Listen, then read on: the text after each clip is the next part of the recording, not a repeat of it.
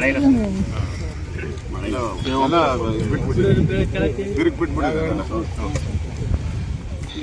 ಮಳೆ ಆದ್ರೂ ಕೂಡ ಏನು ಪ್ರಯೋಜನ ಆಗಲ್ಲ.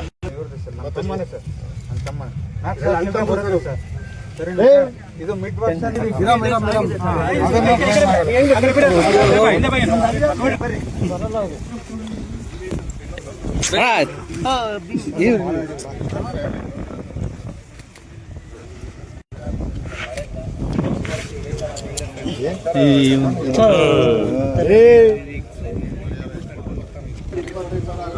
ಒಬ್ಬ ಮಾತಾಡಿ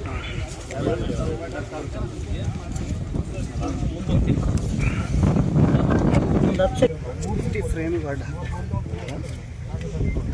ಇದು ಕೊಟ್ಟಿದ್ದೀರಿ, ನೀವೇ ಕೊಟ್ಟಿದ್ದೀರಿ. Time correct.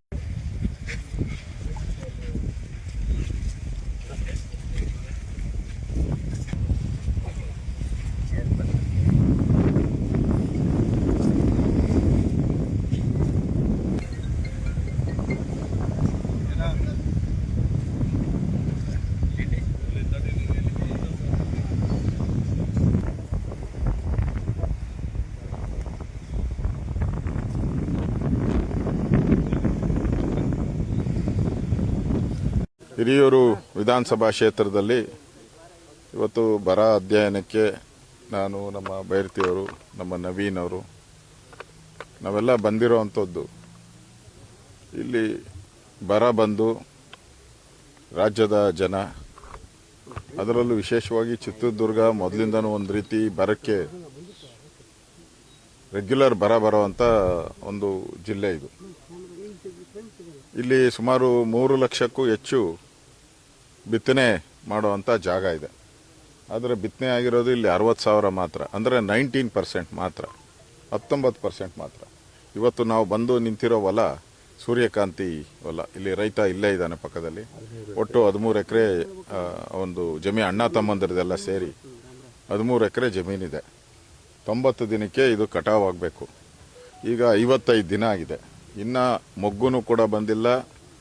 ಕಳೆದ 1.5-2 ತಿಂಗಳಿಂದನೂ ಕೂಡ ಮಳೆನೂ ಕೂಡ ಬಂದಿಲ್ಲ. ಪ್ರಾರಂಭದ ಮಳೆಯಲ್ಲಿ ಬಿತ್ತನೆ ಮಾಡಿದ್ದಾರೆ. ಈಗ ಪೂರ್ತಿ ಇನ್ನು ಮಳೆ ಬಂದರೂ ಬೆಳೆ ಇಲ್ಲ, ಬರೆದಿದ್ರೂ ಬೆಳೆ ಇಲ್ಲ, ಆ ಪರಿಸ್ಥಿತಿ. ನಾನು ಕೇಳಿದೆ ರೈತರನ್ನ, ಇವಾಗೇನೋ ಮಳೆ ಬಂದರೆ ಇಲ್ಲ, ಇನ್ನು ಮಳೆ ಬಂದ್ರೂ ಕೂಡ ಇನ್ನು ಹೂ ಬರೋಕ್ಕಾಗಲ್ಲ, ಕಾಯಿನೂ ಬಿಡೋಕ್ಕಾಗಲ್ಲ, ಪೂರ್ತಿ ಹೊರಟೋಗಿದೆ ಅಂತ. ಅಂದರೆ ಪೂರ್ತಿ ಜಮೀನು ಇಲ್ಲಿರೋವಂಥದ್ದು ಎಲ್ಲನೂ ಆಲ್ಮೋಸ್ಟ್ ಆಲ್ ಸೂರ್ಯಕಾಂತಿ ಬೆಳೆದಿರೋವಂಥದ್ದೇ.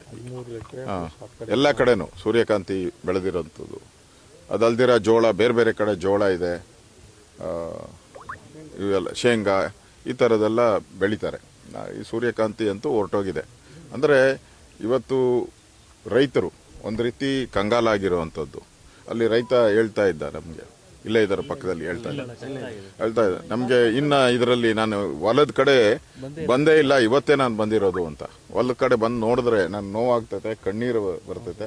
ಅದಕ್ಕೆ ನಾನು 1 ತಿಂಗಳಾಯ್ತು ಈ ಕಡೆ ಬಂದೇ ಇಲ್ಲ. ಮಳೆನೂ ಬರ್ತಾ ಇಲ್ಲ, ನಾನು ಬರಲಿಲ್ಲ. ಇನ್ನು ಬಂದ್ರೂ ಒಂದೇ, ಹೋದ್ರೂ ಒಂದೇ. ಇದನ್ನು ಏನು ಮಾಡೋಕ್ಕೂ ಆಗಲ್ಲ. ಆ ಪರಿಸ್ಥಿತಿ ಇವತ್ತು ನಾವು ನೋಡ್ತಾ ಇದ್ದೀರಿ ಚಿತ್ರದುರ್ಗ ಜಿಲ್ಲೆಯಲ್ಲಿ, ಇಡೀ ರಾಜ್ಯದಲ್ಲಿ.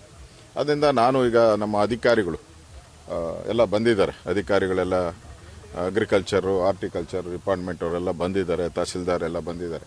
ನಾನು ಹೇಳಿದೆ, ಯಾವ ರೈತನಿಗೂ ಅನ್ಯಾಯ ಆಗಬಾರ್ದು, ಎಲ್ಲ ಕಡೆ ಹೋಗ್ಬೇಕು. ಇನ್ನೂ ಕೇಳಿದೆ ರೈತರನ್ನ, ಯಾರು ಬಂದು ಅಧಿಕಾರಿಗಳು ಬಂದು ಇನ್ನೂ ಯಾರು ಸಮೀಕ್ಷೆನೇ ಮಾಡಿಲ್ಲ ಅಂತೆ, ನೋಡೂ ಇಲ್ಲ, ಬಂದು ಈ ಕಡೆ ಮುಖನೂ ಮಾಡಿಲ್ಲ, ಎಲ್ಲೋ ಆಫೀಸಲ್ಲಿ ಕೂತ್ಕೊಂಡು ವರದಿ ಮಾಡ್ತಾ ಇದ್ದಾರೆ.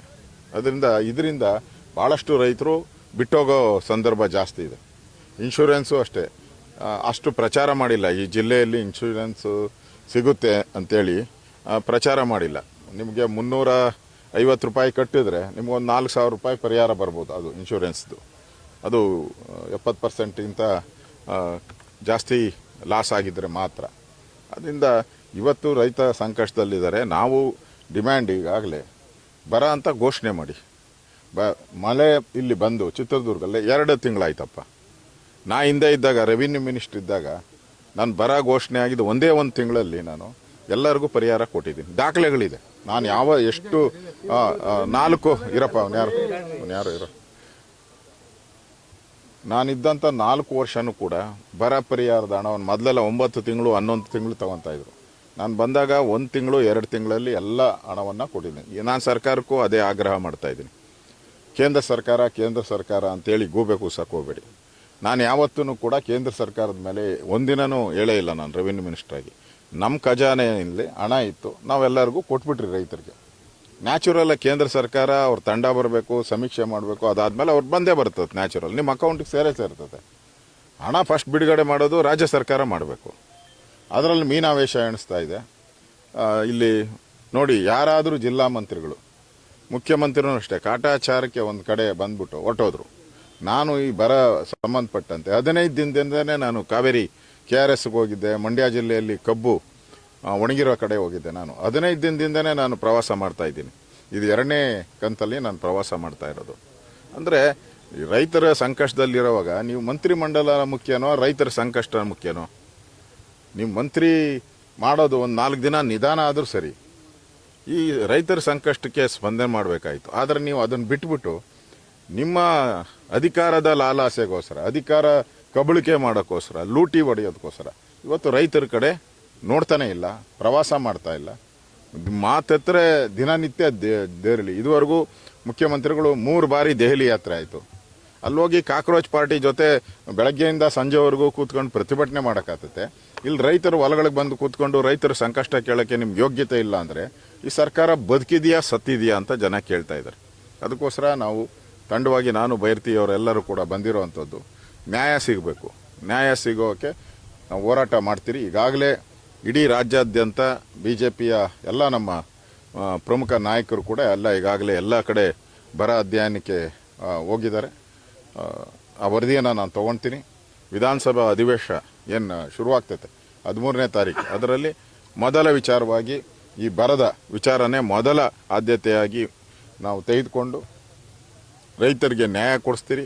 ಅದರಿಂದ ರೈತರು ಯಾರೂ ಪಾಪ ಈ ಸರ್ಕಾರ ಬಂದ ಮೇಲೆ ಭಾಳ ಆತ್ಮಹತ್ಯೆಗಳು ಜಾಸ್ತಿ ಆಗ್ತಾಯಿದೆ.